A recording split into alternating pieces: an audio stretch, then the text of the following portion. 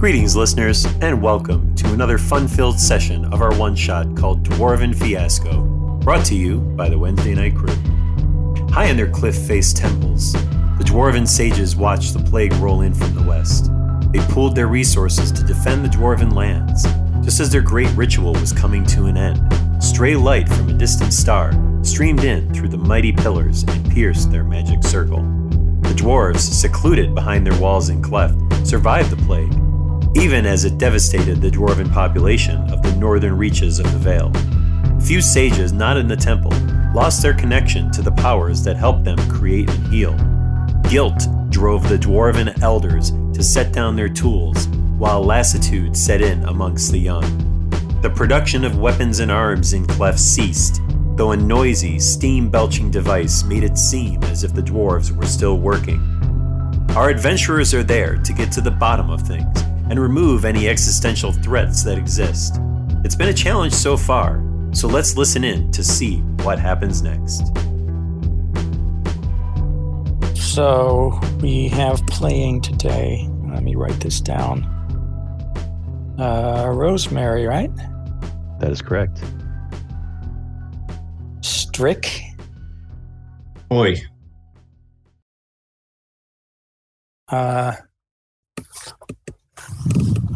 I wrote your name down. You've been unconscious all this time. Dwarven. Torvan. Paladin. Is Haladin.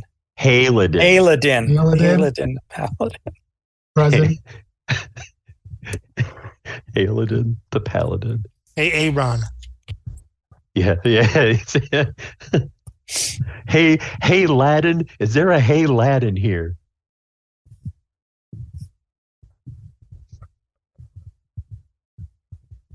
Okay, if I recall, Rosemary, Torvin, and Haladin had all rolled ones at one or time or another, and you had that weird, eerie feeling, which the guy in the bar. I wrote down these names. Nordnibelung, Silverthroat, told you was Hayfrick, the Lich, had noticed you. Is that what that means? Yeah, and that there was going to be like random, like monster encounters on top of all the other crap we're dealing with.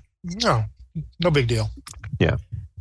Okay, so the other thing is you had a long rest with the rest of them, Torvin. However, you remained unconscious all through the last session.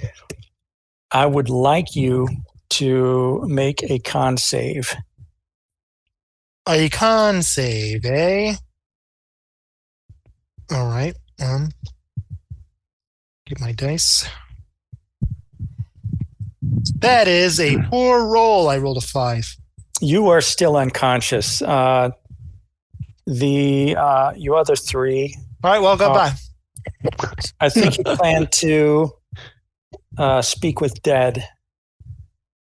You don't have to do it, but that was your plan last week. Oh, yeah. Wait, who was the speaker, though? Or the initiator?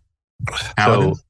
So no, I'm the one that has it. Okay. But yeah, that's right. Yeah. So it was, but who was it? Who was it that we were speaking to? The guy that was in the operator of that zombie room. foreman. In the mechanical Yeah. room. Yeah, He's going to be pissed. Okay. He just has to answer my questions. That's the job. Let's see. Oh, doggy. Let me look that wonderful spell up, because I was pretty excited about it. Okay, yeah. So I'm going to cast. First of all, hey puppy. First of all, is there anything that we want to guys, is there anything we want to get out of this guy? Because we can ask him some questions if we want. Is there anything we need to know? High level, we're after the elf. Nope, I'm crossing campaigns into your campaign. I totally forget what we're high level after. Oh, to stop the ritual. Hey, yeah, you need to clear the temple so that the sages of Cleft can reconsecrate it before the festival. Because everybody that they sent has ended up in a pile at the base of the mountain.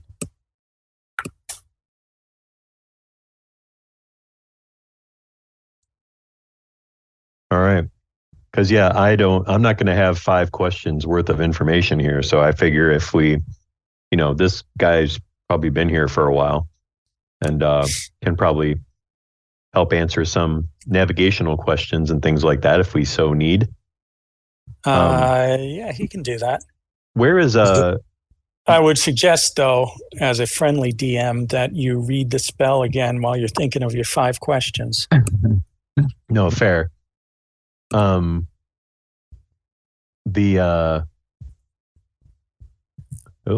it's the corpse is under no compulsion to offer a truthful answer if you are hostile to it or it recognizes you as an enemy. Interesting. Well, Dwarven was we were dragging him around. I don't know if he noticed who Dwarven was, but he's certainly going to know the rest of us because we we're the ones to put him down. So maybe if he casts a spell and Dwarven asks the questions, he won't consider him hostile. So then maybe with the rest of us, I just cast a spell and then we all hide. Yeah. Can't imagine it's too perceptive. Look at it. Its head's smashed in, eyeballs hanging out of its socket. So kind and gentle dungeon master, where are we on, is this map where we are, or is this just the map that's up? That is just the map that's up. Let me switch back. Cool. Just want to kind of see where we are in relation, because then maybe we may want to consider. All right, you are at 23. Area 23. Yep. Okay. The only other thing I can 4 large machines whirring, and so it doesn't take much of a guess to think that those are ventilation machines. I think we established that last week. Dwarven, are you up to date enough where you could now that you're awake, where you could ask this guy some questions on our behalf and try to help us out a little bit here? I cannot hear you, Dwarven. He's still unconscious. And that's why he can't hear me. Dwarven! He failed his con save. He's going to be pissed about that buckle. Rosemary, do you have a talk to the unconscious spell that you can cast? No, just dead. I think restoration spell. I can kill Dwarven, then you could ask him whatever you wanted to ask him. Yeah. I don't have a way to bring him back, though. That's a hell of a plan. I think restoration can remove an effect. I have lesser restoration. What does that remove? I think it removes a condition. Hold on, let me. I don't think it removes death. Well, we won't kill him then. We'll just make him not unconscious. Blinded, deafened, paralyzed, or poisoned. You could end either one disease or one condition. Okay, let's say it's poison, and then the save DC will just make that negligible, like 10. You want me to roll it or Dwarven? Well, if you cast the spell, then Dwarven can make his Constitution save again. As you're getting ready to cast the spell, Strick is frantically trying to put a piece of rope into Dwarven's belt and tie it. Okay, they'll stay up now. And you might get a bonus to that roll, Dwarven, because I'm a paladin and you're doing a save near me, I think. So. Oh, yeah. Well, What would have the last save have been with your aura? Well, with that, that's a 15 then. That doesn't count. It's an 18 DC. This is this is the good dwarven liquor. Right. So should I re-roll now? What should I do here? Yeah, it's DC 10 now if you cast Lesser Restoration. All right. That is a 16. Oh, good. You wake up a little groggy, but I'll beat you apart. I'll take you both together. Whoa. Let's slow it down a little bit there. What? Oh. Well, that was loud. So Torvin, now that you're awake, we need you to answer. We need you to ask this. I'm going to bring this dead guy back to life. We need you to ask him some questions, but we're not going to be here. Okay, because we were the ones that took him out. Well, I'm very okay. Take me back a minute. Let's rewind a little bit. See where we're at. You killed a guy. Now we got to ask him some questions. Yeah. Yes, because he kind of came at us. So why did you kill him? Never mind. It happens. Reasons. All right. Felt the group, the large group of us, felt threatened by this one individual. All right. Yeah. Give me the questions. I'll read them. I'll be cool. So, I think the first thing we want to know is what these tunnel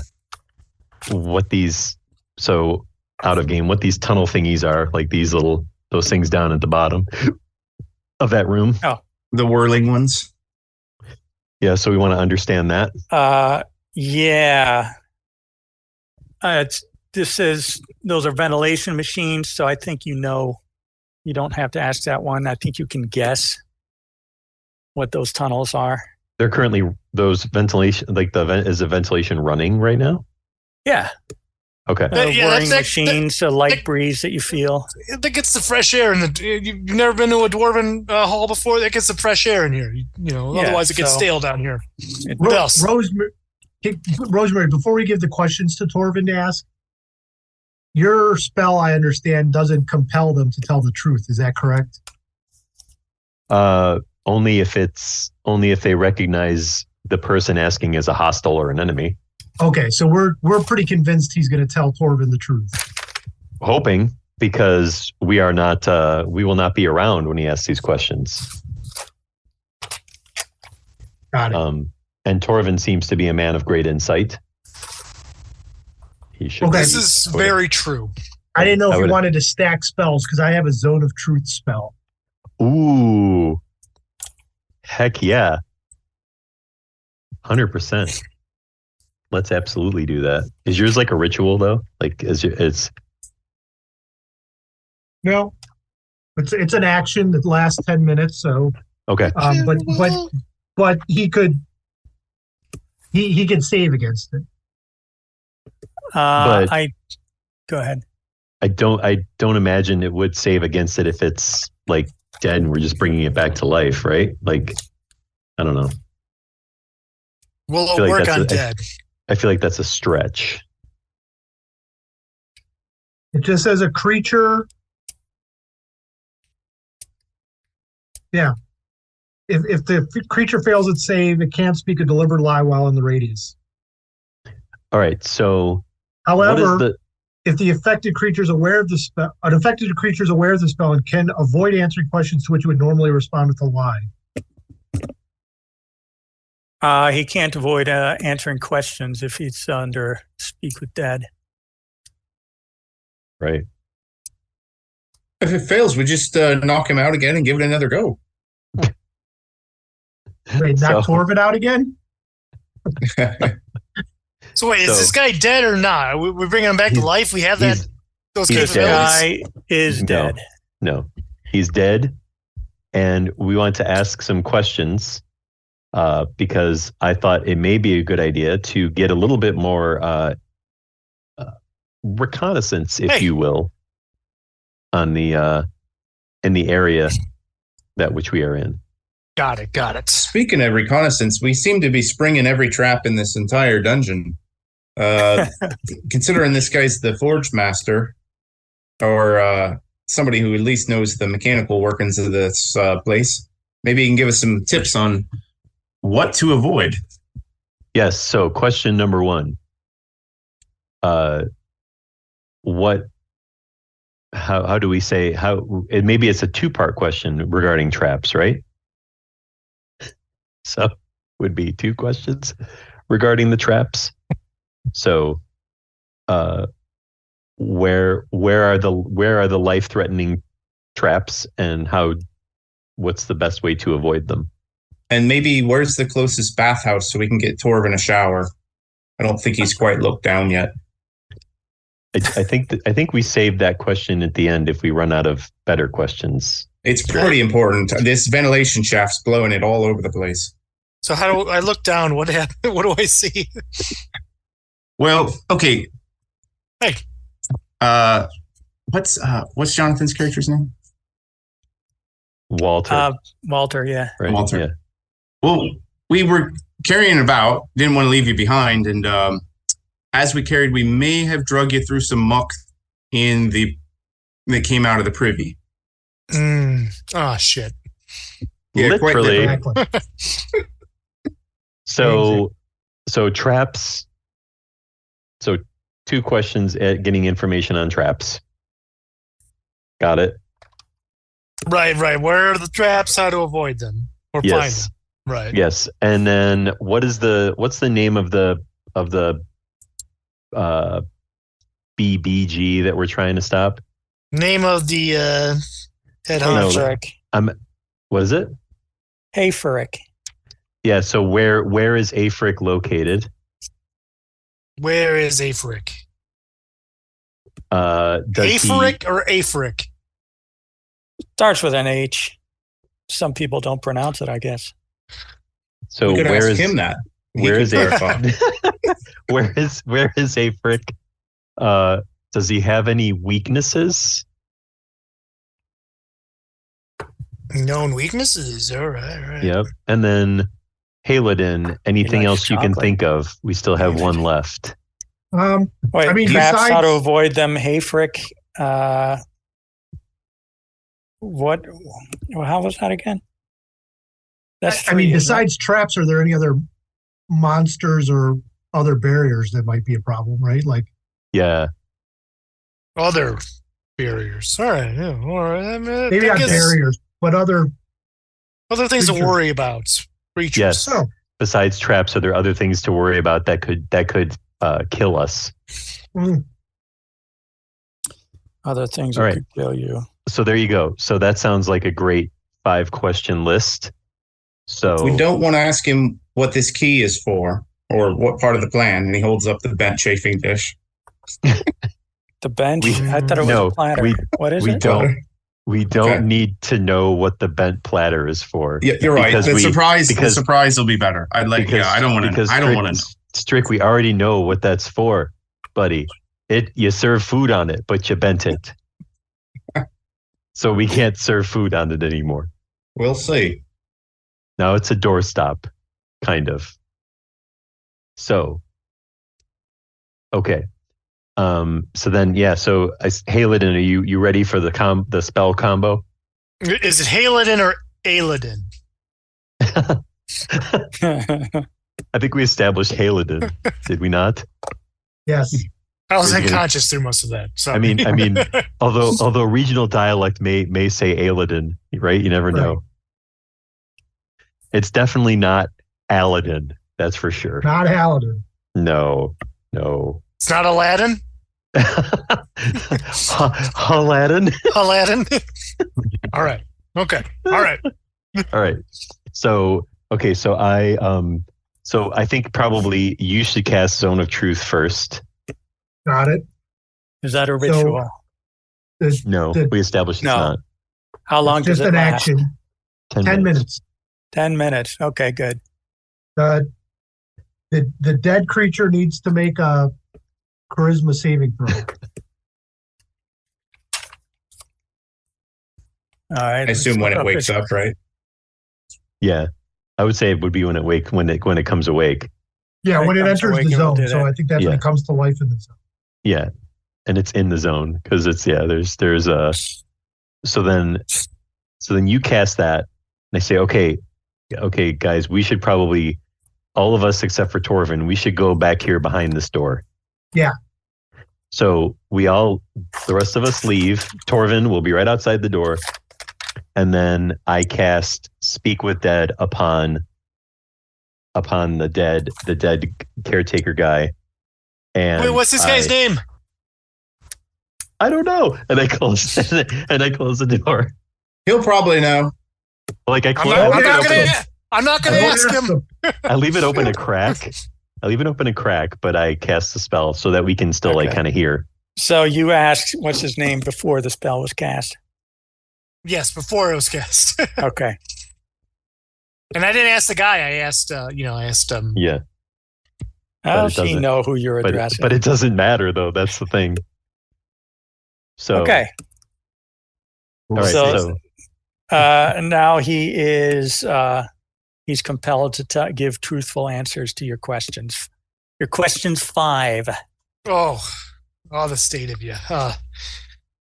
That's a shame. It's a damn shame. But, I'll let you get back to the rest, back to wherever you need to go after this. But I just have a few questions for you. This is a lovely place you got. I hear you're the caretaker of it. So where are the traps in the place? All the life-threatening traps in this place. Where are the life-threatening traps? Okay. On this floor, I don't believe there are any. Can't say anything for the other floors. I assume he knows of them, and so when we get there, I will tell you as the DM out of character. I pull out the pamphlet. Just mark them on. If you could just mark them on this pamphlet here, that'd be great. Okay, he circles. No, he doesn't even circle that one.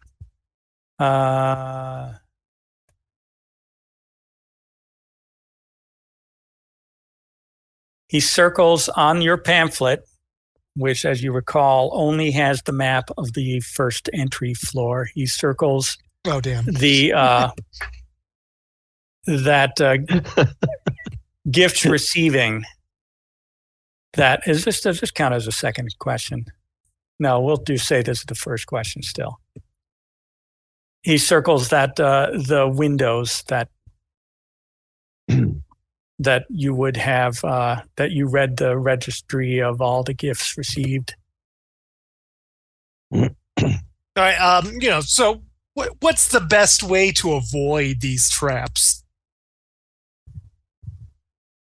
Again, as far as I know, there are no deadly traps on this level. So when we get to the next levels, I will tell you when I tell you that there is a trap as a DM. I grab his dead shoulder. I say, "You're doing great. You're doing great." Great. All right. Is there anything else I need to worry about besides Aphric and traps? Yes. Damn it.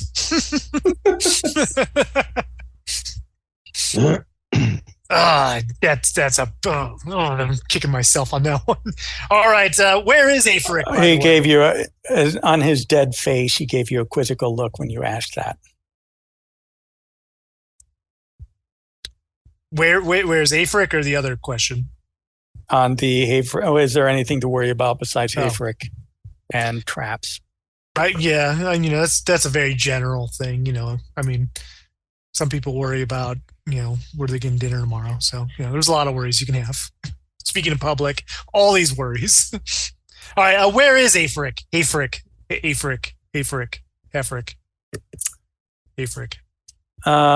He usually hangs out up at the Temple Prime or in his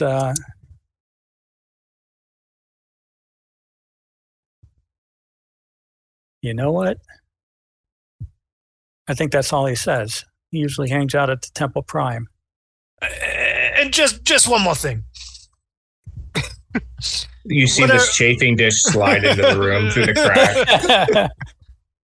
No. Does Hayfrick have any known weaknesses? What are his known weaknesses? Damn it. He really likes chocolate. All right. Go back to death. We can work he's with already that. gone. He's already gone. Now, again, out of game, he doesn't know anything that happened after he died, according to the spell.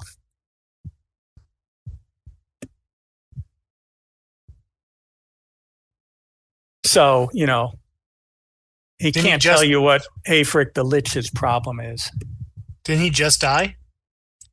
No, he died like decades ago. Oh, I thought we killed him. So did I. You killed his undead corpse. Oh, God. So when he died, we re-killed him. He was reanimated, and so you killed the reanimated husk of his former body. And, okay. So it's I was unconscious. I don't know all these things. His soul does not return, so he does not comprehend anything that happened since he died. And I don't pay good enough attention to to get that into the details. So if the traps described herein make sense for something that would have been there before the catastrophe, then I can point them out.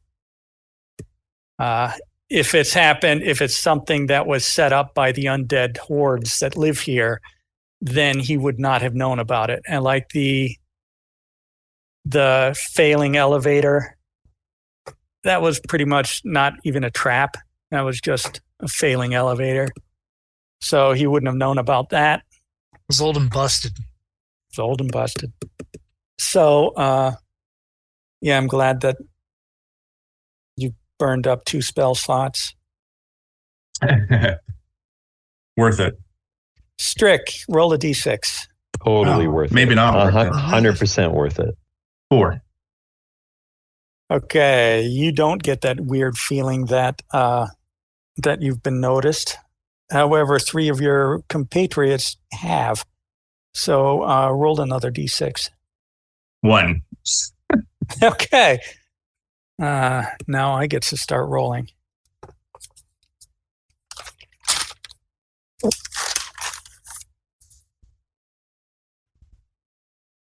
Ooh. You know what we should have asked him? Was there anybody right around the corner? That would have been useful.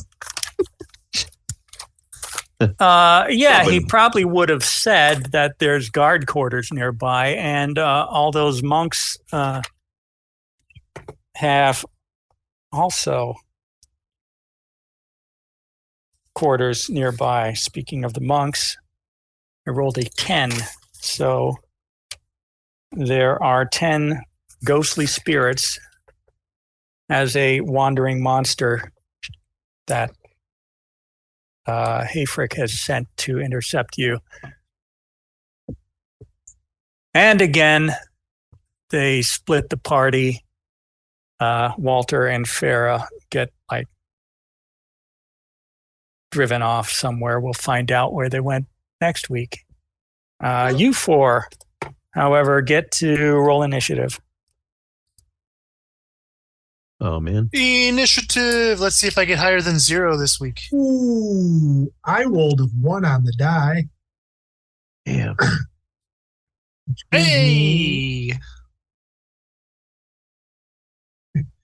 Which gives me a 1 because my dexterity is -1. So okay, I got me a 13. 14. That's a 13. I done blew a natural 20 on that, so I got a 19.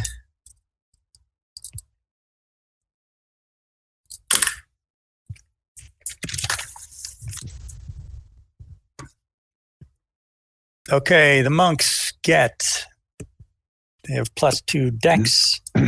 So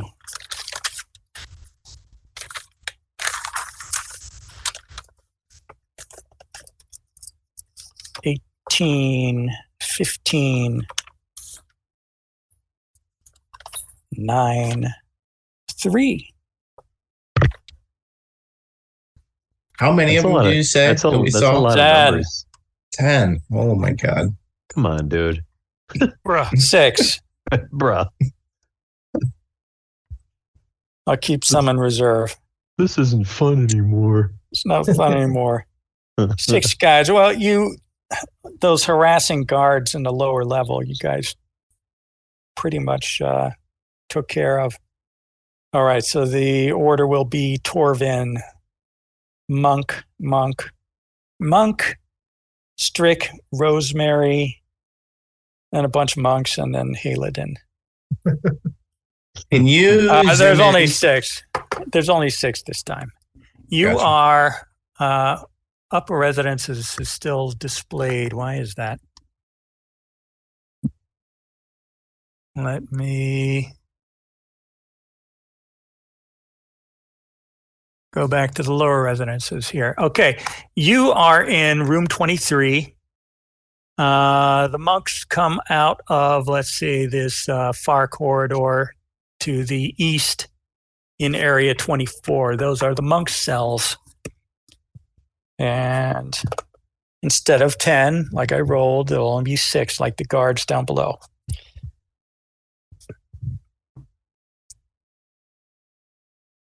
Ghost of Lower Monk, Medium Undead, Lawful Evil. These squares are 10 feet. You are in room 23. You're 50 feet away. But you know they're coming. So does that, I mean, because they're just going to be moving towards us, right? They can't do anything else. Unless they have ranged They're attack. monks. They're super fast. They're monks. They don't have a ranged attack. Well, technically they don't. They do. Kind of. Well, actually.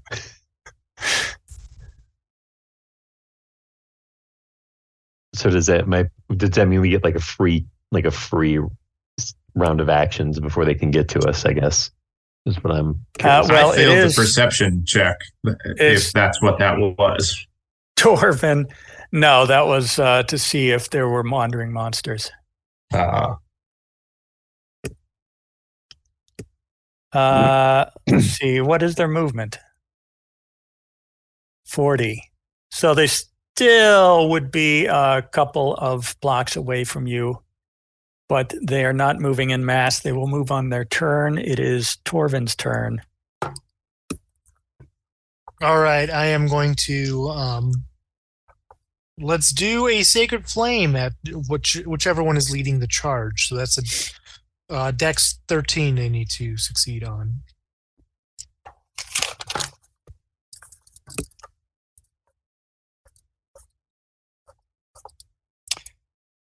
He failed.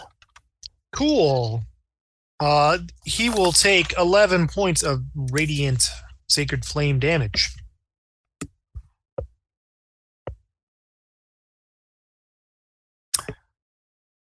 Radiant damage he is not immune to. Damn straight.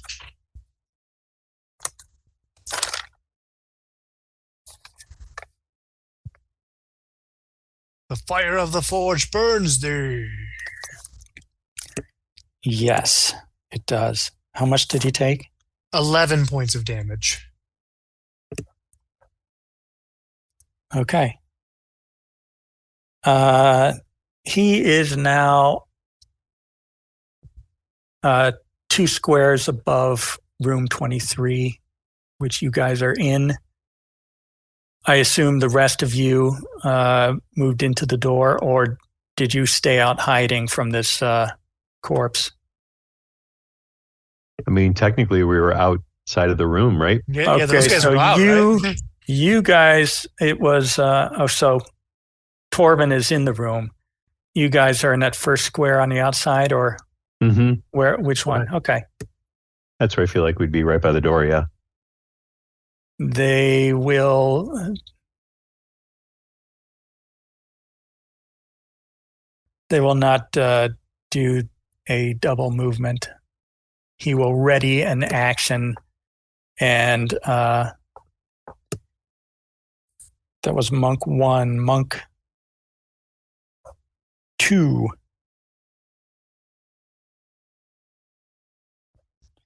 Same thing, will move down. Monk 3 would also move down. So you two guys are in those first 2 squares. Yeah. The monks are arraying themselves in the 2 squares above you. Okay. I think everybody occupies their own square. They can move through a friendly creature. In other words, nobody's a small. They're all medium creatures. So they can array against you 4 across. You can array against them 4 across, if you so choose. Monks 1, 2, 3. They're readying their actions in case you move into their zone of control. So who did I say was next? Strick. Strick, you're up next. You said they're ghoul monks? Ghost monks? They're ghosts. Ghosts, okay. Roasts. Ghost? Ghosts. So it sounds like since they've made some ground on us, Strick is going to summon a flaming sphere. And that's just out there. It's creating dim light, and he's going to try to get it around the most concentration of enemies towards the front of them. It occupies 5-foot space and then has a range of 5. So it could hit within 15 feet of a diameter. Okay. And you're doing that right in front of you? Well, there's 3 guys arrayed against you right now, and 3 more will come on their turns. I guess he's going to do it as close to himself as possible without hitting himself then. Okay. And what does that do? On the start of their turn, flaming sphere, let me check. It's 2d6, and they make I believe a con save. So what would they do? I'm just trying to see if it's on the start of their turn. Oh no! Any creature that ends its turn within 5 feet of the sphere. So it does cast when it comes out. So immediately, however many it can hit right now. They have already ended their turn, so it will have to apply next round. Okay. Well, no, I think it does. It says when it appears in an unoccupied space of your choice, any creature. Oh no, you're right. It ends its turn. Wow, it appears and then has to end its turn. Not the way I thought it, but he's still going to try to do it. Concentration up to 1 minute. But I think the intent of Flaming Sphere is like crowd control. Yeah. You're trying to push people around with it because it only affects them if they end their turn. Yeah. So that's fire damage, right? Yeah. Okay. After Strick is Rosemary. All right. So do we have any clusters of these guys? Like where they're all There's 3 right in front of you and 3 like milling around at the eastern corridor. How many can I catch in a 10-foot? Can I catch at least those 3 in a 10-foot radius sphere? Which the ones to the east or the ones right in front of you? Probably the ones closest to me because I don't think I can get both sets, right? I'll let you get 3. Okay. So I'm going to go for the 3 in front of me. I'm going to cast Shatter. I need them all to make a con save. So I start playing my hand drum pretty wickedly. And I say, I'm gonna freaking tear you apart. And I cast Shatter. So roll it. What the DC, kind DC is a of 14 con save. fail, pass. Fantastic. Okay. So this is going to be it is a full or half. It's going to be full or half damage based on pass fail. Okay. So what the damage kind? is thunder damage. Okay. Okay.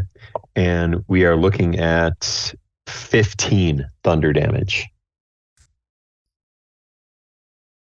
Okay.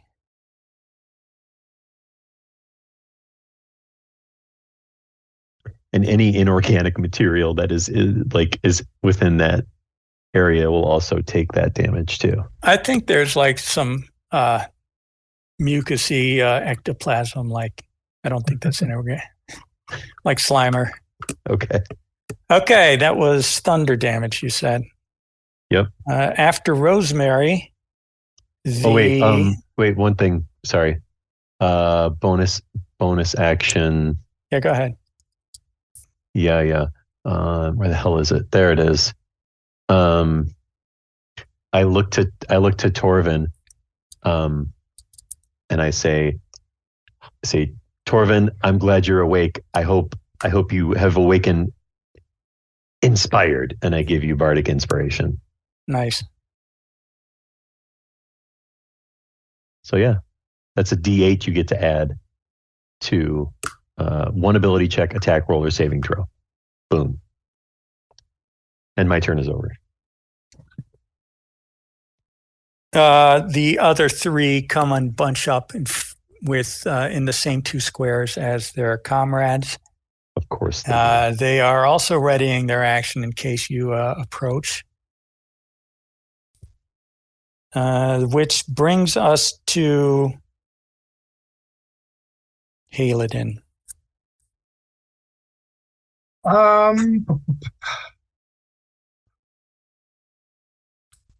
Not the ones that are near Chad's sphere. Well, actually, I think it's going to get all of them. Never mind. I'm going to try to turn the unholy. Okay. They are ghosts, so they're undead. So I'm going to channel divinity, and each undead that can see and hear me within 30 feet must make a wisdom saving throw. Okay. And the number is 14.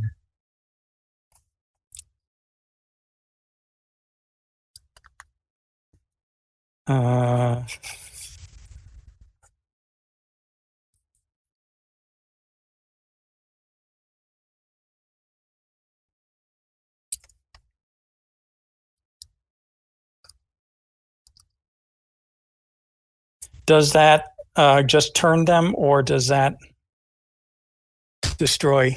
Oh, man, my monitor went off. It says okay, turn. Good.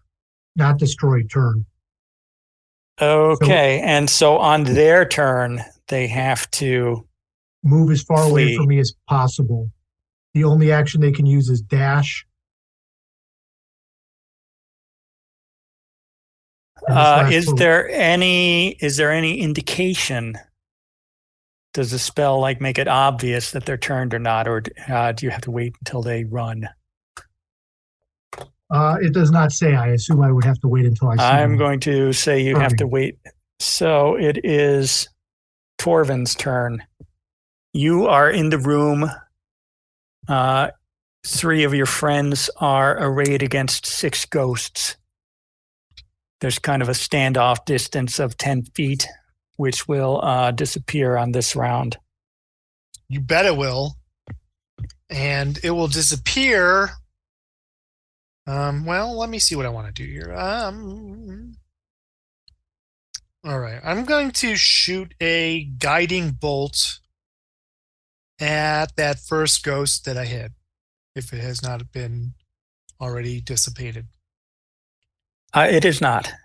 Then I will shoot my guiding bolt at him, because he seems to like radiant damage. He does. He does, in fact, like radiant damage. And by like, I mean he likes to take my damage.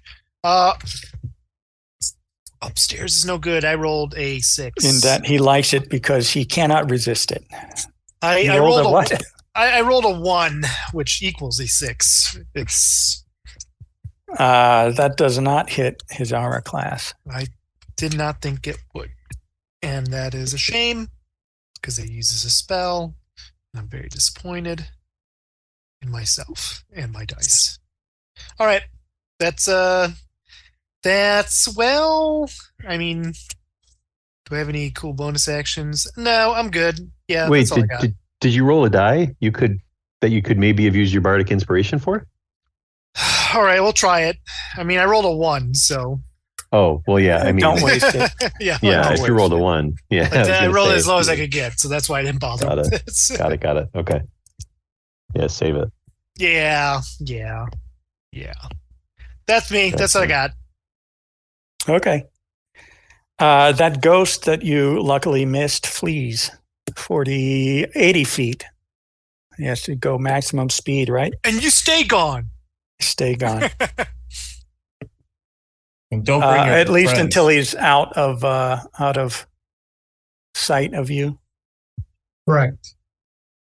He at the end of the hallway, he passes to the south into the bathroom because he can't smell the awful miasma. Ghost 2 also flees. He goes somewhere in the kitchen. Ghost 3 has passed his save against your turn undead. And it's concentration. No, it's channel divinity. He will nevertheless, I guess, attack you, Halidin.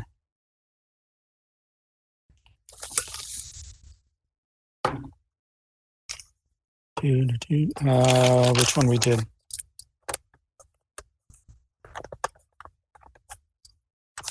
Does a multi-attack, 2 open hand strikes. Does a 14 hit?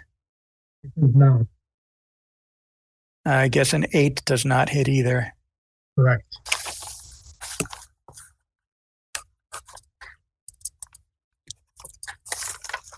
Strick, it is your turn. You have a flaming sphere going. Okay. And there are still 3 of them next to me. There is 1 next to you. 1 next to me. Okay. No, there are 4. There No. are 4. Wait. Let's be technical.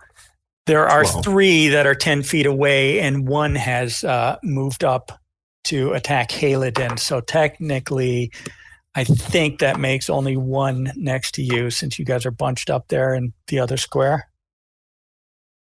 Yeah, let's do it. I mean, we're staring down a TPK, so.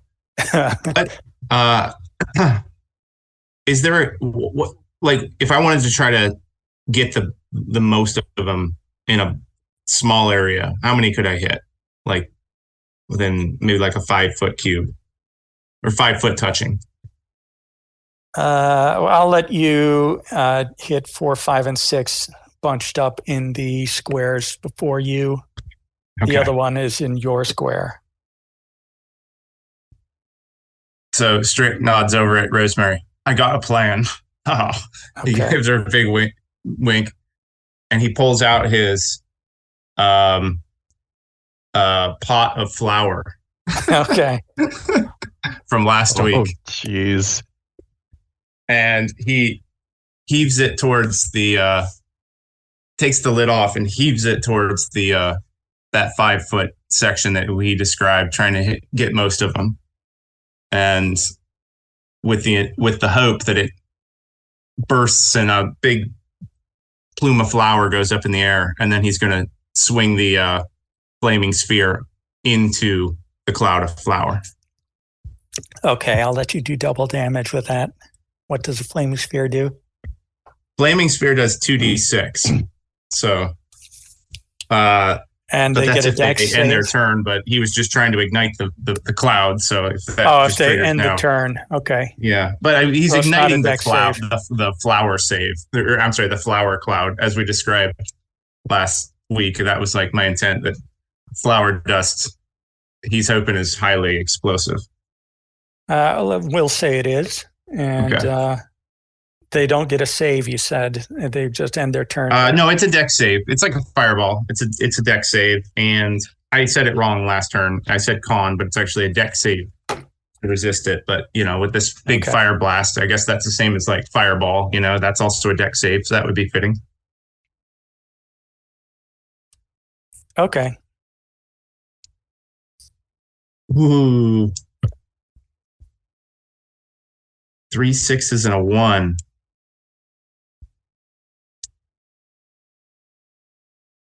So 19 fire damage.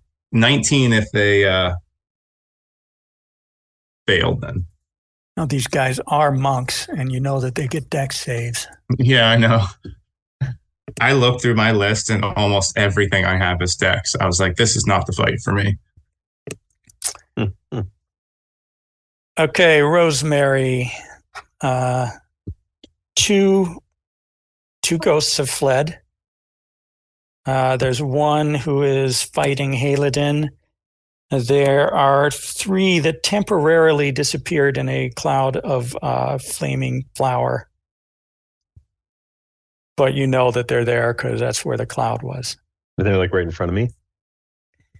They are, now the one who's right in front of me right in front of you is the one attacking Haladin. The other 3 are 10 feet away. Would they all encompass it in a 15-foot cube by chance? Yes. Fantastic. You cannot include the one attacking Haladin without it also including yourselves. I mean, he's right up in there. Haladin. I'm going to attack the other ones because I don't want to hurt you. I appreciate it. I'm gonna start like playing my drum very fast, and I'm just gonna whisper, thunder, thunder, thunder. And I yell thunder, and then I yell thunder wave, and and they will all need to make a con save. Con save 14. Con is only +1 to fail. And what does that do to them? I got max damage, 16 thunder damage, and they both get pushed back 10 feet.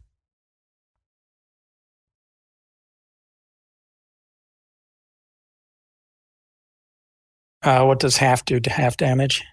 I mean, a save is half damage. A save is half damage. All right. And is not pushed. 2 are pushed. Cool. Let me recalculate everybody's hit points.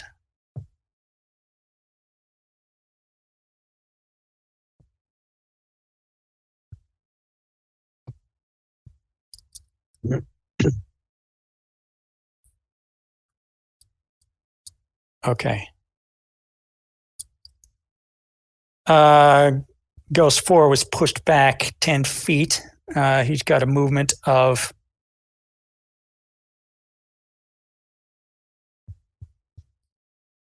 9 feet. Got a movement of 40. Okay, he was pushed back 10 feet, so technically he did not end his turn in your fireball. Sorry. Which I assume is just receded back to the original flaming sphere. Yeah. He will advance to Rosemary. And Hey. now he's in your face. What's up with that? He will do his 2 open hand attacks. 22, I assume, hits. Yeah.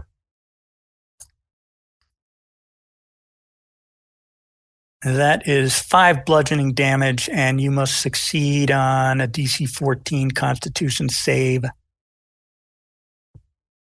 Okay. Oh, God damn it. Crit fail.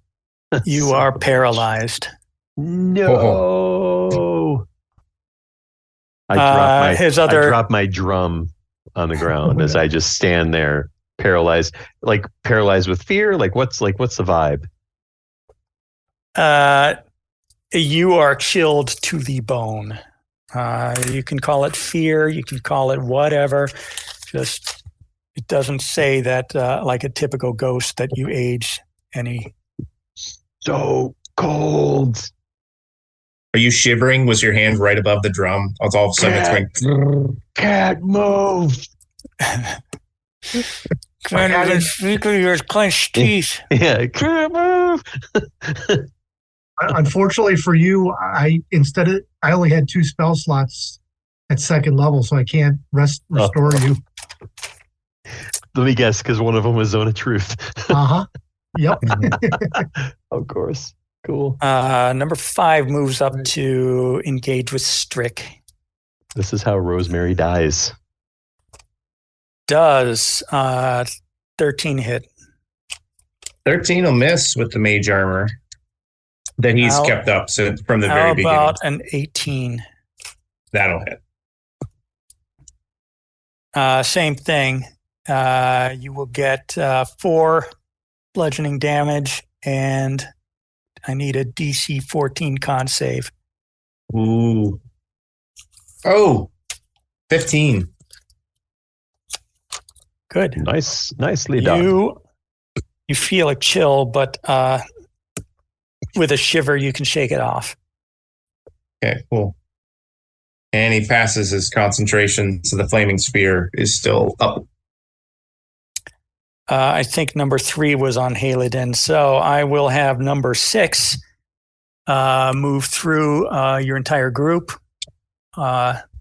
Passing through a body is difficult terrain, but still, with 40 feet of movement, he can engage Dwarven. When he approaches within 10 feet of you, Dwarven, what should have happened in the first session we had, the holy book in your backpack explodes, destroying all of the contents of your backpack and knocks you prone. Well, that stinks. One thing you notice is that you had forgotten that you had a potion of greater healing in your backpack, which rolls like it's an oblong shaped flask. It kind of does a circle in front of you. They say, I forgot I had that. So everything else in your backpack was destroyed. Did his belt survive? Yes, because the backpack was destroyed. And whatever was in it, I don't know if you had an explorer's pack or my extra belt. Your extra belt. Yeah, you'll have to go back and listen to the why your character has a broken belt. Well, let me just clear out my inventory. Yeah, you weren't going to need that anyway. Okay, let me ask you if a 24 or a... do I get advantage while you're prone? I believe so. I'm not going to take it because one of them was a crit, and if I don't take advantage, then the other one might miss. Does a 13 hit? No, a 13 is not a hit. Okay, so the crit hits for 9 force damage, and 9 bludgeoning damage, and you must succeed on a DC 14. And I remind you that you have inspiration. I rolled an 18, so I will hold on to We'll that save that. inspiration. Yes. All right. Hayladin, it is your turn. So there's a guy engaged with me, What? Yes. a ghost. I will, I believe your smites are effective against undead. yeah, I was also going to say, aha, what you do not know is my offhand is my left hand, and bring out that sword that you gave me. Okay. That's a +1. That is correct. And You get to use your proficiency for your offhand, which you otherwise would not have been able to do. I do or I do not? You do. Yes. Okay. That is, so this is a left-handed sword. So normally you would not get to use proficiency with your offhand. So But this is just like, this is flavor. It Yes. works. I get a 23 to hit, That does hit. and I do 8 points of damage.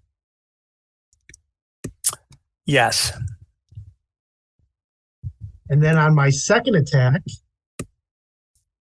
I critically fail, and I realize that, oh no, my shield, trying to switch my shield from one hand to the other causes a problem, and I drop my shield and miss the attack badly. Okay. You hear a sizzling as the sword passes through this ectoplasm.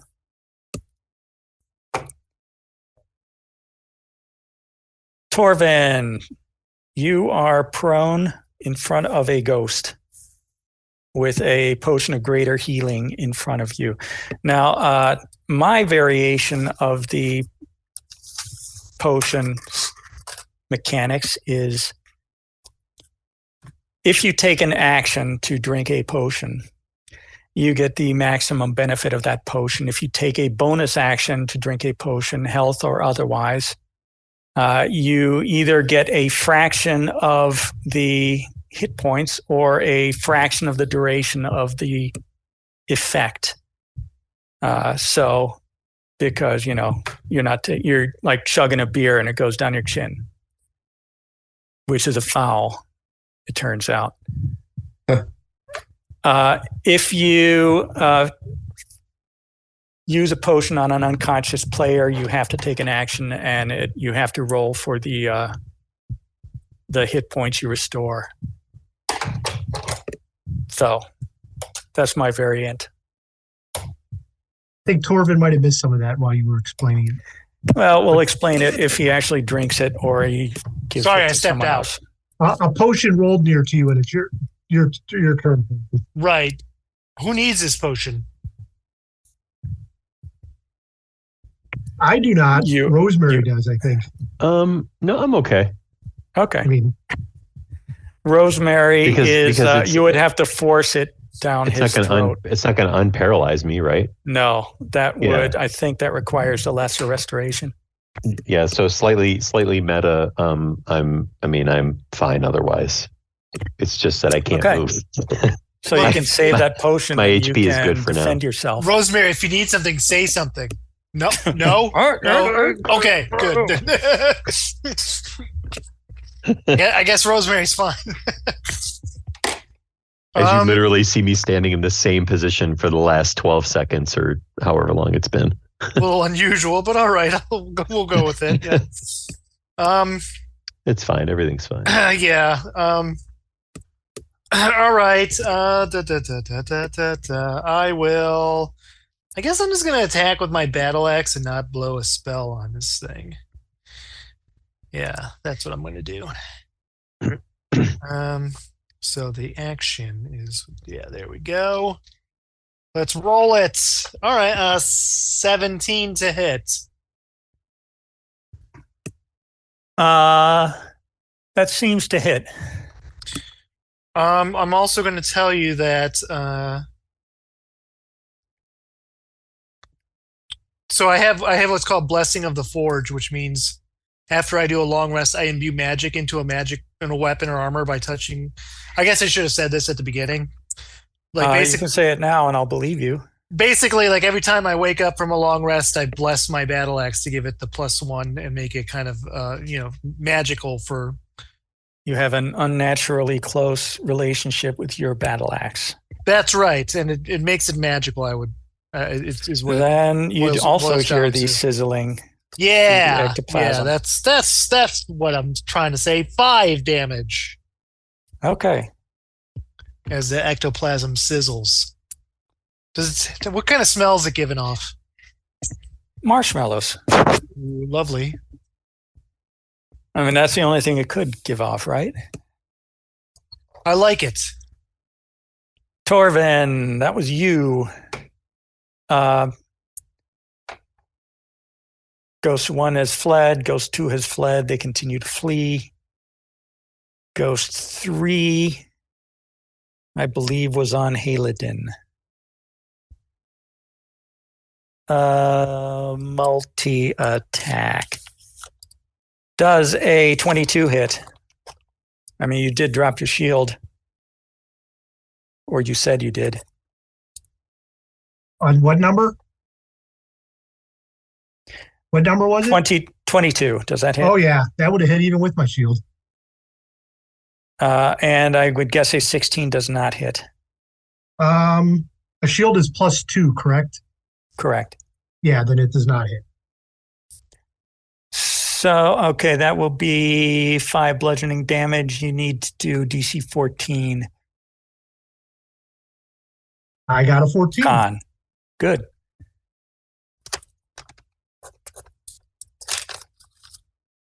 Plus whatever. Strick, you are up. You have the flaming sphere, like just kind of hanging out there. Nobody's in the field of. They're all right amongst you, so you might not want to keep it rolling. Yeah. So, are they? I don't have Warcaster, so I don't. If there's one engaged with me, then I'd have disadvantage on attacks. But I think there's one engaged with me because one hit me, and I don't think that one's dead yet. Is that correct? Yes, that is correct. Okay. So he's going to. Boy, what the heck would he do then? So he's going to.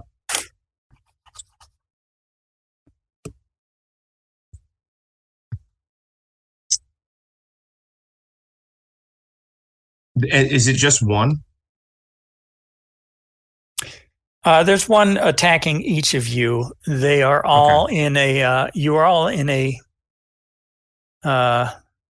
Basically, a fracas. You know what? A hurly-burly. You're all in a big tangle of like on the cartoons. There's a dust up going on, and there's arms and legs sticking out and swinging at each other. That's basically the situation you're in. There is one ghost and Dwarven are in the room. The rest of you are all in the hallway.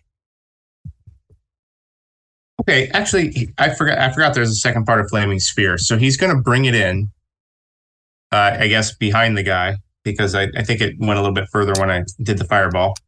And he is going to use a bonus action to ram the Flaming Sphere into the dwarf. To the ghost, okay. Yeah, I'm sorry, the ghost. The one that is on you? Yeah, so it's going to make it's coming in from behind. And it's going to make a dex saving throw then. And then you will move it before any of your compatriots are affected at the end of their turn? Yeah. Well, yeah, he's got more planned. Okay, well. It's full up here. He does pass his dex save. Okay. So that was his bonus action. So he's actually going to go, okay, plan B. And he's going to run straight backwards because I'm assuming they came from the north. What's the Dwarven? They came things? From the east. The east. Which is up on the map. Yeah. And so he runs. Are you going to run into 23 or? Yeah. He's going to run down about 10, 15 feet and then bring the sphere through this guy or around and then place the sphere on this side of him and keep some distance.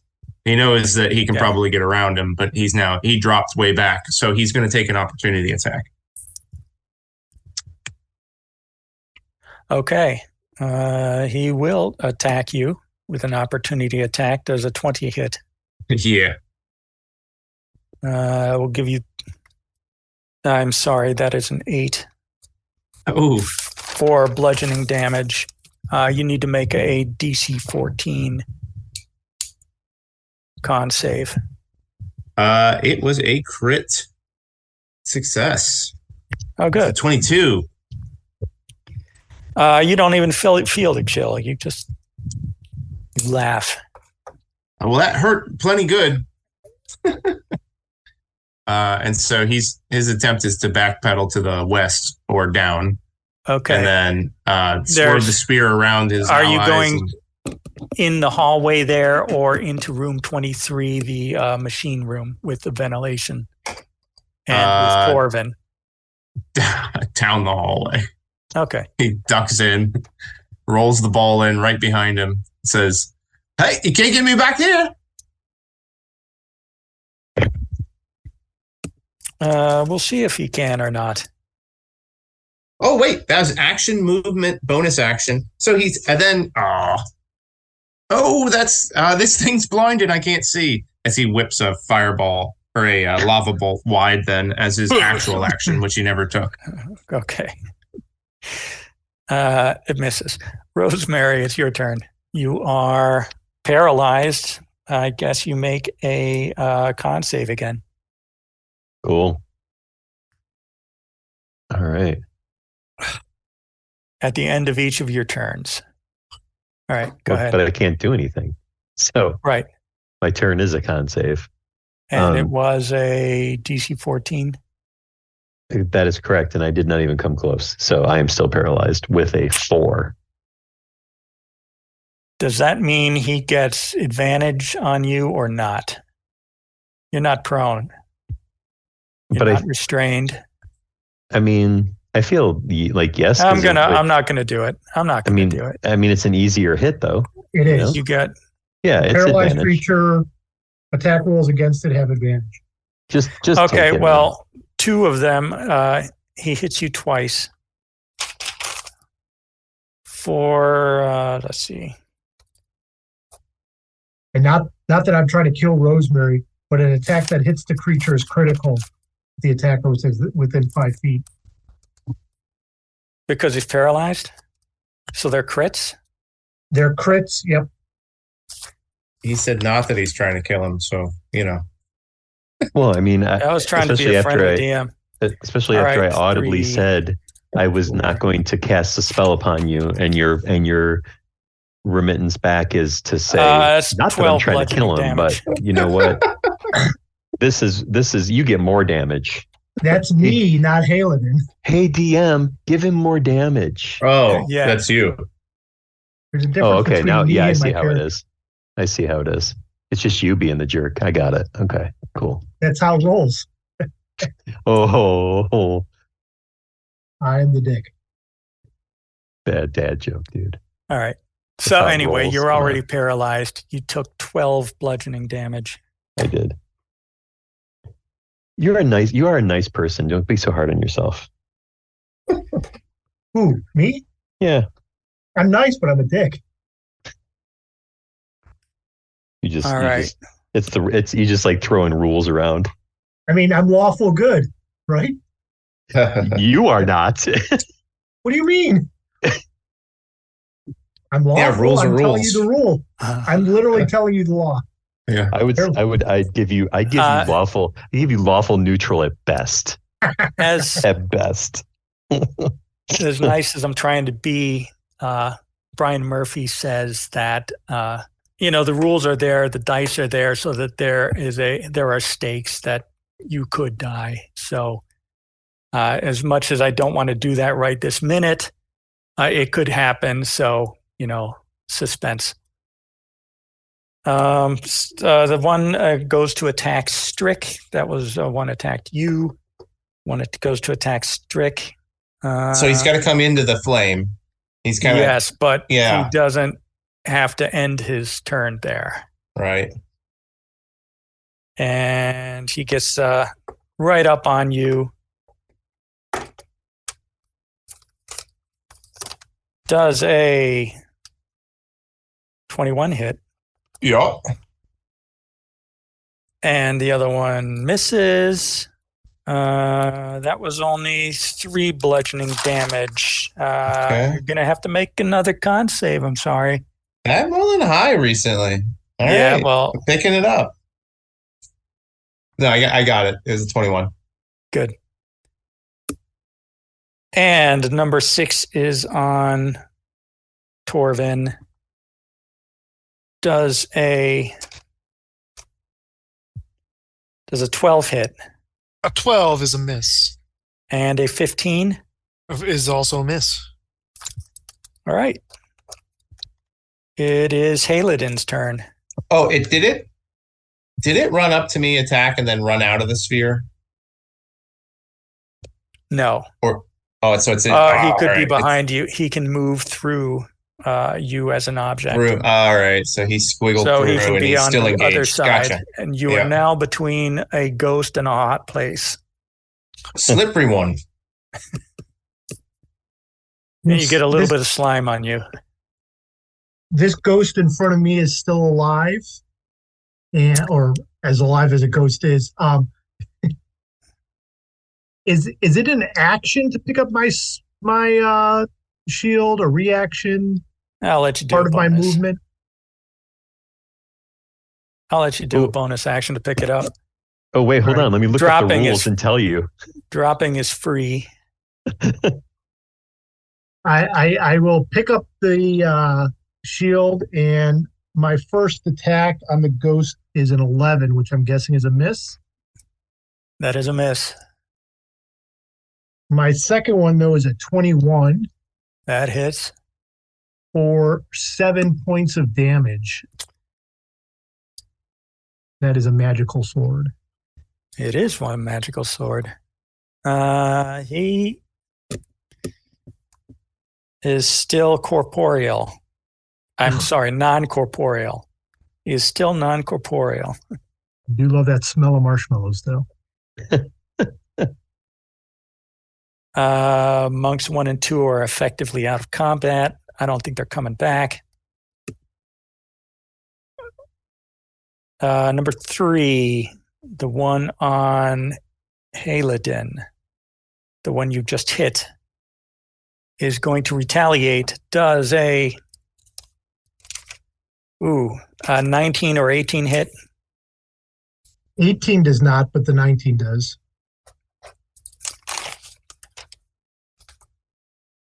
That is only 4 bludgeoning damage, but you must make a con save. My con save is a 12? You are paralyzed, sir. Fudge. Oh. Well, welcome. How many points of damage was it? Welcome to the club. It was pretty low. It was pretty low. It was 3. Okay. It was Strick's turn. You still have a ghost on you, sir. Oh, okay. That was quick. He is going to use his bonus action, try to ram the flaming sphere right next to Strick. He feels the heat and tries to ram the guy. He needs to make a dex save. Dex save passes. Okay. This thing's not working. And is there only one left, or there's still multiple left? 1, 2, 3, 4. Yeah, that's enough. There's still 4. There's one on everybody. We need Rosemary up, and so we haven't gotten rid of anyone yet, Chad. What's we that? We haven't killed any of them yet. Yeah. Just 2 ran away, and that's it. And they're going to be back. So we got to get Rosemary up. Well, more were turned, but suffering damage breaks the turn, I believe. Since I passed that save with a critical success, would I sense the affliction that is plaguing Rosemary?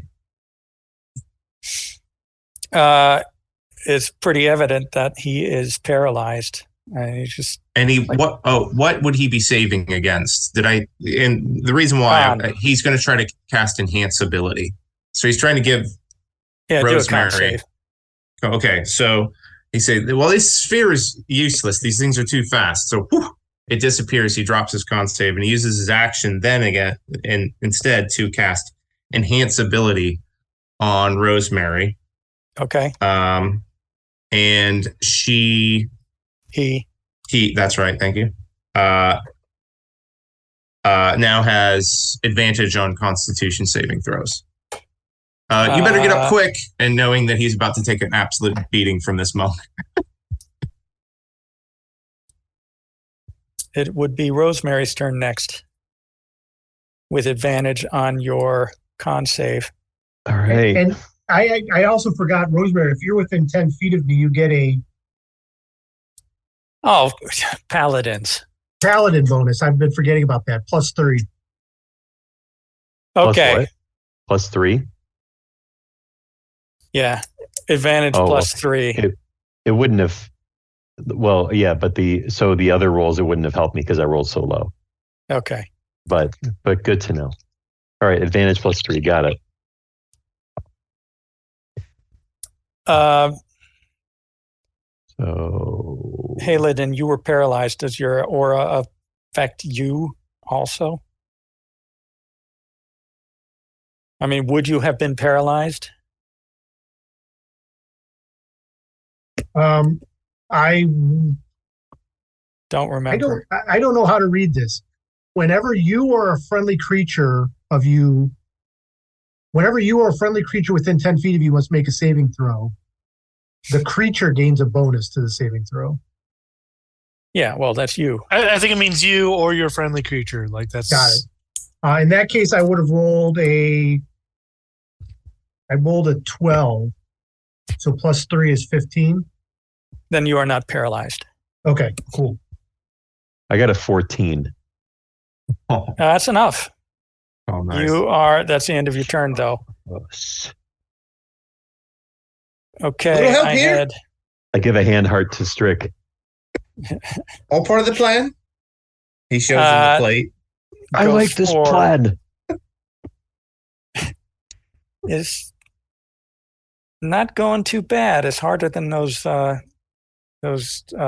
guards on the first level. But you guys are hanging in there. Does a 21 or a 22 hit? Hit who? You. Me? Yeah. Yeah, it hits. Okay. But it's normal, or it's normal damage, not normal damage, guaranteed not double crit crap.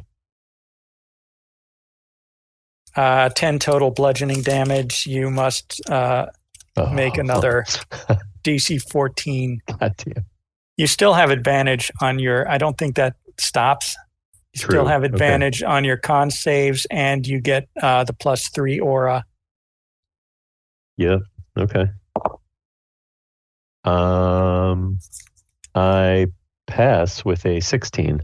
Awesome. Ghost 5 is attacking Strick. Does a 8 or a 15 hit with your mage armor? I assume it doesn't. 15 doesn't hit. Hello? Oh, I'm sorry. Yeah, if that was at me, I stepped away. If it beats 15, yes, it hits. You had mage armor. Is that only 15? It's 13 plus dex, and my dex is +2, so. Oh, I was thinking shield. Sorry. Okay, then Let's see what that was as far as damage goes. That was 5 damage. And you need to make a DC 14 con save. All right. He coughs a bit. Wrong dice. Ooh. 7. Yeah. So sorry. Obliterates that. I think you're... No, that's right. You dismiss the sphere. Yeah, Do you have to make a con save to on the enhance ability? No. Wait. Is it concentration? Plus 1 hour. I didn't write con. I don't think it's con. I'll look that up in a second. But all right. Yeah. I'll trust you to take care of that. Number 6 is on Dwarven. Does a 14 hit? It doesn't. Then a 10 does not hit either. Correct. Haladin, you are not paralyzed. You are facing... the fight is starting to go south. No, it's concentration not. Did Rosemary is not paralyzed, but Strick is. You hear somewhere behind you like the chattering of teeth. The fight is going south for us or for them? I made a premature judgment. It looks still pretty even. All right. Well, it's Dwarven. It's Dwarven south, so it's going sideways. It's going sideways. Yes. It has gone sideways. Going what? East? All right. Then I will... I mean, I'm hoping this ghost in front of me eventually goes away. And I crit him, so this should help. 6... yes. Max damage, 12 plus 16 points of damage. He does. He kind of sizzles out.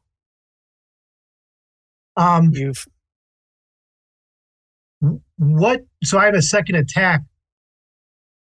I would like, if possible, to get within 10 feet of Strick. And is there a ghost there that I can attack? There's a ghost right next to you, which is fighting Rosemary. But yes, you can move past that ghost and get down to Strick, who is paralyzed. And he also has a ghost in front of him, correct? Yes. Then I will attack that ghost. Does a 18 hit you? It does as not. As far as an attack of opportunity. I block it with my sword as I rush over to the other ghost and lay in with a dirty 20 to hit. That hits. Wait. Yes, that hits. And do only 5 points of damage on the one on top of Strick as this magical short sword. He also sizzles out. Nice. Now it is going south. Way to be the MVP. Strick is still paralyzed, however. Is that the end of your turn? That is the end of my turn. Dwarven, you are all alone with a ghost in the machine room. Where did everybody else go? Well, they're out in the hall. You know that you can hear them. All right, they're fine. Unless you close the door. I will continue attacking with the old battle axe. And I don't mean my wife. That was terrible. I'm sorry about that. Apologies in advance to anybody who's listening in the future. That is 21 to hit. That hits. And that is going to be 10 points of damage. Nice. Is the fresh smell of marshmallows as I sizzle more of this ectoplasm. And boy, is Dwarven getting hungry. 1, 2, 3 are out of the picture. Strick, you need to make a con save. Right. Oh, second nat 20 for tonight. Okay, right. This is an up night. I needed an up night. This guy's rolled so bad. You are no longer paralyzed, but that was the end of your turn. Oh. Rosemary, you're still engaged with a ghost. Yes. Let's see. So a ghost is a ghost undead? Yes. Okay. Then that probably won't help me. Okay. Yeah, so I actually have so I have a dagger and a hand axe, and I have 2-weapon fighting, which I just realized now. You also have a shillelagh. Yeah, I'm gonna use my dagger and my hand axe. Are they magical? They are not. Okay. What does it remind me? What is a shillelagh again? I think it's actually a cantrip, so it increases as you go up in levels. But I think it's like 1d8. Well, what is it? Magical bludgeoning. It's an Irish club. If that was what if you were asking the most basic version, yes. Of what is it? Yes. Okay. Okay, that's cool. I think it's traditionally made of blackthorn briar. If it were oak, it would only be a cudgel. Then I will do that. Because I don't even have that written down anywhere. I don't believe. All right, let me look up what the spell shillelagh does, and we'll treat it the same way.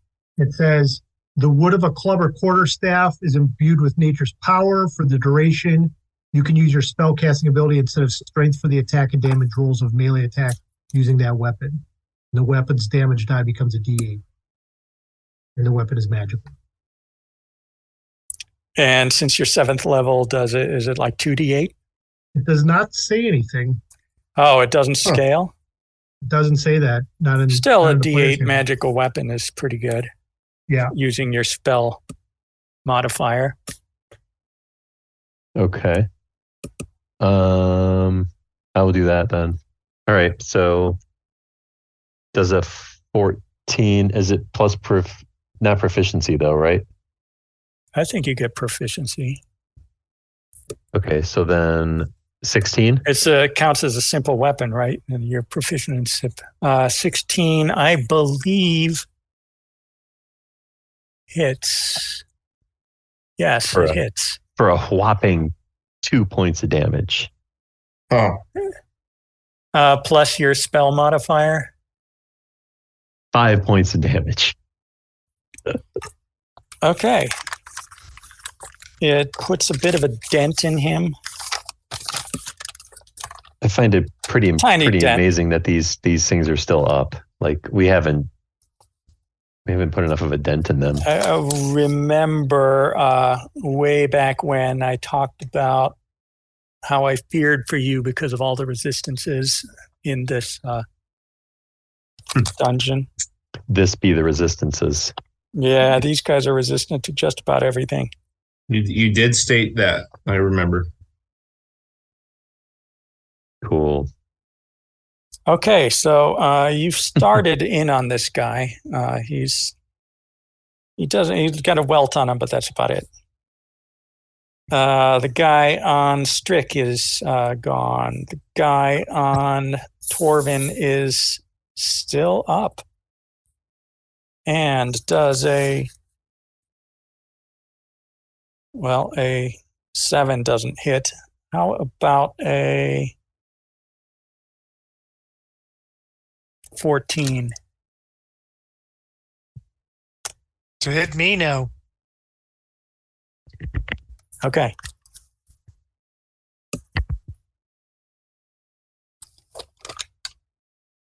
Then it is Halidin's turn, who had just killed the one on Strick.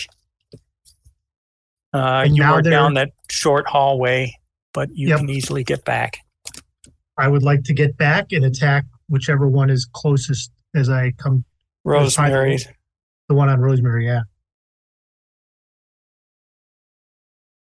The first attack is a miss. And the second attack is also a miss. Sorry, Rosemary. Dwarven, you are up. You are alone. What you gonna do? Room. I'm still with this ghost, so I'm still gonna hit this ghost, right? Yeah, if you can hit 16. Not with that roll, I cannot. Nope. That's my second one of the night. I love these nat ones. They're great. All right. That would, unless you have a bonus action or anything. I do not have one. Okay. Strick. I think. Strick I think is you're paralyzed. No, I saved. Or did you save? Yeah. Oh, that's right. At 20. Yeah. Nobody's on Strick you. is going to fire some magic missiles. I think he has to fire them all at once. So he's going to fire them all at the one on Rosemary. Yes. Yeah. Okay.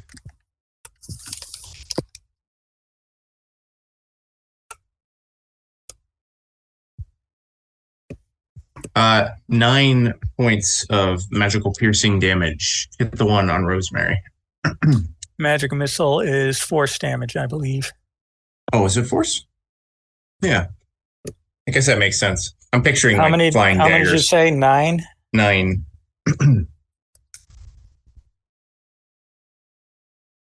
Okay.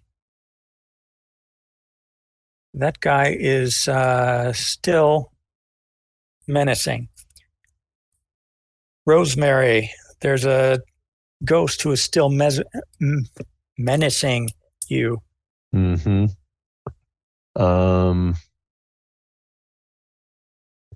Yeah, I'm just going to do the same thing I did last time. With the chalet lay. That's going to, a 12 is a miss, I'm assuming? 12 is a miss. Okay, then I miss. I'm unsuccessful. All right. Does a 9 or a 15 hit? Hit me? Yes. Yep. 15? 15. 15 does. That will be 6 bludgeoning, and you must make a 14 con save. You do have Haladin's aura, but you do not have enhance ability. 12. You are paralyzed. Great. That's okay. You're among friends. I mean, if you say so. Number 6. I guess he tries to hit Dwarven again. Does a 20 or a 22 hit? Yeah.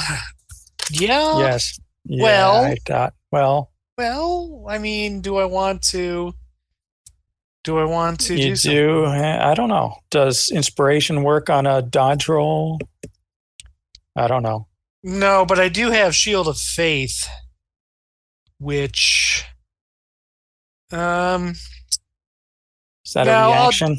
It's a bonus action. It's yeah, I guess it wouldn't be a reaction. It's a bonus action. Yeah, so I can't do that. No. So never mind. 9 bludgeoning damage, and you must make your con save. And I remind you that you do have inspiration.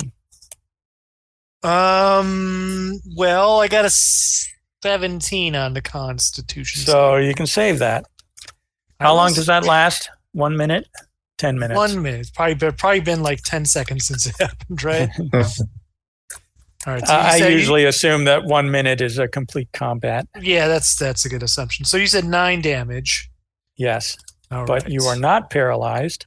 That is good news. It is Haladin's turn. Yep. I'm on the one on Rosemary. And that is a 25 to hit.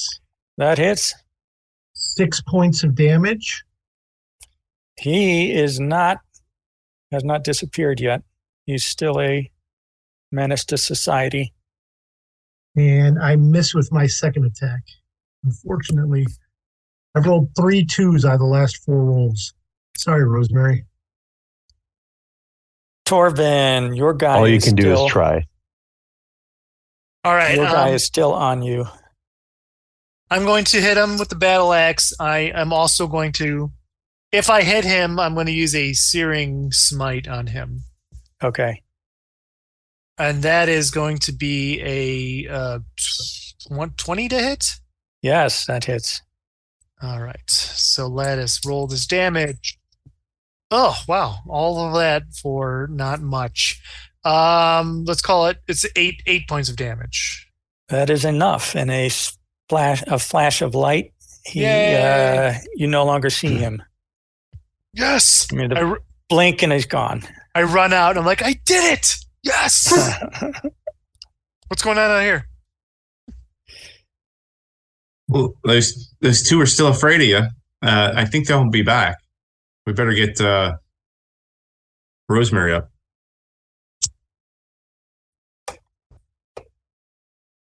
Can someone give me a hand? Yeah, Strick is there to help. And So Strick slaps Rosemary out of it. Is that how it works? Yeah, we're basically, as much as we've been doing it this campaign, it's almost like the scene out of Airplane. Airplane, right? Yeah. Okay. Strick was next up. Your unarmed strike does 1 point of damage to Rosemary, non-lethal. Yeah. That woke you up good. Rosemary, I need you to do your con save. Oh, one can only hope I pass after he smacks me, because then Strick will think that he did it. You can have advantage. I can have advantage. Oh, that's nice. Thanks. Because he really like that God. scene in Airplane. You really gave it to you. I got a 21. Okay, you are no longer paralyzed. Yay. The ghost who is attacking you, however, is going to attack me more. Does a 11 or a 10 hit? No. No, actually. Wait, no, 11 hits. That is 4 points of bludgeoning damage plus that one that Strick had done. And you must make a con save. Oh, my God. Strick raises his hand. And don't forget, did you add the aura that you Plus didn't add the aura? 14. That passes. Yes. So, I give Strick a high five. All right. Perfectly executed. Brings us back to Haladin. There's only one guy. The other two have fled. Dirty 20 on my first attack for 8 points of damage. That's enough. Yay! Finally. Okay, I'm glad I didn't have all 10 attack at once. However, you suspect that there may be more of these in the area, so best not to tarry. Do we know that, or do we assume that what's-his-face sent these guys to us? Alarix? Do you assume that? I can't remember if we were told that he would be sending stuff after us, or if you told us that as the dungeon master. I think Silvertongue mentioned that he is against all the living. That's his new goal. Any intruders. I yelled to the ceiling. And he especially Alarix, hates Faye. Alarix, we're coming for you. Yeah, he already knows you're coming. I'm just emphasizing it. It was more like a threat, not Strick just like is the only one. Strick, Walter, and Farah are the ones who have so far evaded notice. We're coming for you, and there's not 3 more. Right. So that was the fight just outside of the machine room. How come the upper residences keeps popping up on my screen? We're still in the lower residences. We're heading there next. Yes, you probably are. So You that's a are. long haul to the south. Yes. Area 22 is that long hall to the south. Are we going to get a cliffhanger? Let's find those other two. There? Let's find the other two and head this way. I've already decided what happened to the other two. Adventurers? Yeah, you notice that Walter and Farah are once again not with you. Oh, where'd they go off to? You can look. Gen They must have been exploring those vents. Yeah. I would like to head down this hall. I can lead the way. All right. Those are individual chambers, each small room, which I don't know if you entered, but there are like sliding doors lining this wall. Dwarven, before we duck down this hallway, is there anything? I saw your backpack exploded. I could try to mend anything that you thought was crucial in there. Oh, I have this old alms box. It's kind of important to me, but I mean, things break. You reforge. That's kind of the, the whole thing. You got to rebuild, I guess. So nothing too big of a deal. I got. And he kind of reaches out as you're holding the Elms box. It looks like it's just the bracket, and he casts his cantrip Mend. You see a glowing thing, and at least the hinges come back, and the box comes back to functional. Unless it's magical, which he could not do. Unless it's magical. Yeah. It is not, and then I use my cantrip of mending to put the backpack back together and put it all back together. You see, mending is also a cantrip that I have as a cleric of the Forge, so I'm very familiar with the spell.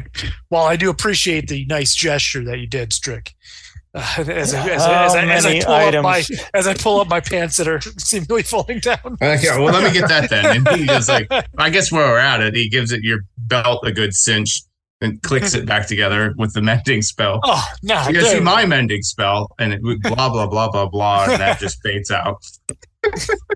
They're just mindlessly chattering. All right. I'm going to say you took less than 10 minutes to do that exchange with all the cantrips, which take one action. But you feel you might want to start moving on, not hanging around in one place. Yes, let's keep moving. So, right. Those so you're going down back. Area 22. I don't know if you're trying any of the doors, but you see doors on each side of this hall. I'll try the fourth one on the right. Maybe we should all try one. 4 times the luck. It slides open pretty easy. You each try one? Sure. Yeah. Yes. 3 of them slide open pretty easy. Just like the slightest of touches, just have them slide up. 1. I do not try any doors. That says 22G. I'm squinting at it with my... It's 22-1 through 22. Yeah, I don't see a 22G on here, so... Is it maybe 6? 7. No, it's a G. I guess G would be 7. Yeah, if you tried 7, that one doesn't open. Which other ones did you try? I tried 9, which would be I. That opens. 7 did not open. That one seems to be stuck. Strick tried to open number 2. That one also opens easily. So maybe describe the ones we opened first, and then we'll decide if we need to open the stuck one. They're just guard rooms. Where the guards had their personal belongings when they weren't on duty. We think that these are the higher level guards because the other ones had sort of up-down bunks in the other barracks. These, you can't tell. if you explore further down the hallway, no, you wouldn't even have that map, but so you'd have to go down the hallway to field. It just looks like guard rooms. There's personal diaries. There's for the ones who have such. There's books on fighting, but it's not one of those magical books that like actually improves your stats. It's just a Dwarven manual of arms. We can't. That's in. Go ahead. If you do an insight, anybody? I'll do it, and I'll use my inspiration. Nice. Let's see. That's going to be a dirty 20. That is great. You do notice that these rooms have sigils on the doors, and the sigils you remember having also been inscribed on the pillars down on the first floor. So they're in groups such that the number like three. There's 3 beds in each room, bunk beds. So when now, were these they can come here. Go ahead. So this is where when the traps open up and they start pouring out, this is where they're coming from. Is that what I'm? They're in my head, maybe. I think you think instead that this is where they are, and they're off duty, and when they're on guard at their posts in the hall below, that they would be somewhere else. Gotcha. So far, you haven't encountered any animate objects in these rooms. Since Strix spent such a good time studying and passed the stonework check on the sigils, would remember which ones were opened up, and would that correlate to the ones that seem to be opening up and easy, unlocked? You don't notice a correlation. Right. I mean, you've only opened 3, and there were like plenty of pillars down below. We should kick that one open. Let's do it. Okay, go ahead. It doesn't require a strength check, but it doesn't open on your first, like putting your shoulder to it. You'll probably have to break it. I'll try to kick it down with my foot then. Go ahead, make me an attack roll. 21. That hits. How much does your unarmed attack do? 4? Insufficient. You hear the door groaning, but it is resilient. Again. You also noticed that it made a lot of noise. You like hitting this. You hit it again. 15 to hit. 4 points of damage. Let's say you keep it up, or do you keep it up? Are you hell bent on opening it? Rather than going through the, after that long combat, I'm not really into more quotidian hit point counts. You do break it down. You made a lot of noise, and the room itself is also empty. However, this time you get more ghosts coming at you from area 24. You had a pretty rough time with those 6. So this time there will be 2 plus the 2 that you had turned. Strick goes, "Oi, these guys again." These guys. Unless we're in initiative, he flashes his hands and casts stone shape, and he touches both sides of the wall and brings them together. I don't know. Every time I do this, I get shot down though, and tries to bring the Silver stone Tongue together. told you why that doesn't work. Oh, dang. It doesn't work here either. All right, I'll try it in the next hallway. Okay. Did you want to use up that spell? I guess if he touched the wall and didn't feel that it's going to work, he'll try to recall it, knowing that he's been a moron trying it now 5 times. Yeah, don't do it. Silver Tongue told you the history of this place and the lingering magics, some of which are corrupted, but others aren't. And generally you cannot damage the stone.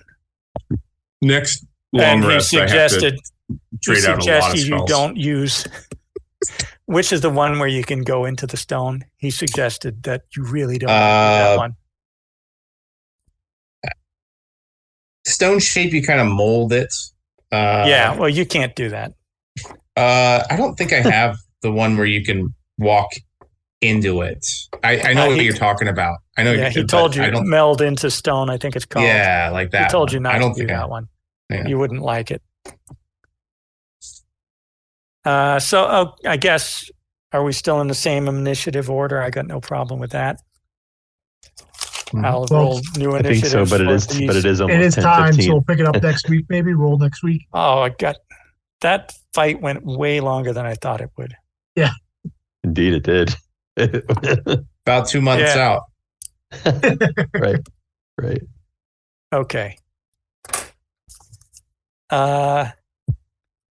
Yeah.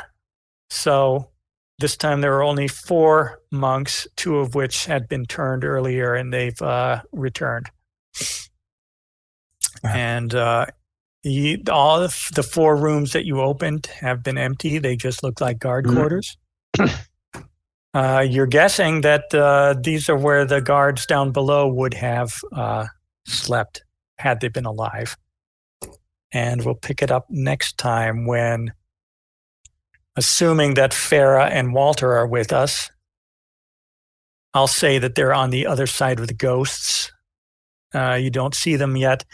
What they had done was retired into one of the monk cells that was empty and were making out for this time. I don't know if they're going to dislike that or not, but that's what happened, I believe. We'll find out. Yeah. We'll find out next week.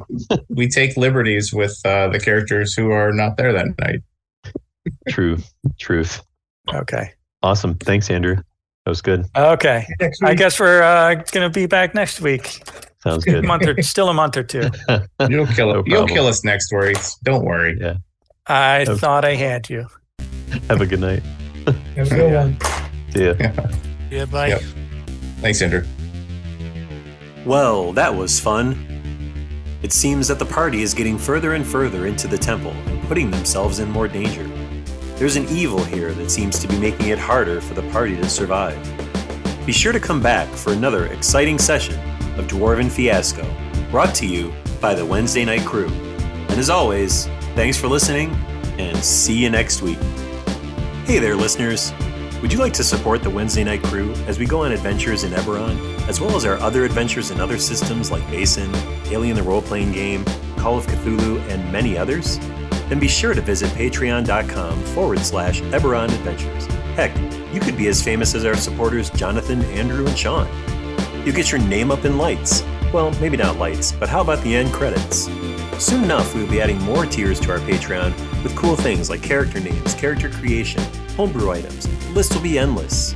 So please be sure to visit patreon.com/Eberron Adventures to donate and be a part of the family. And as always, see you next week.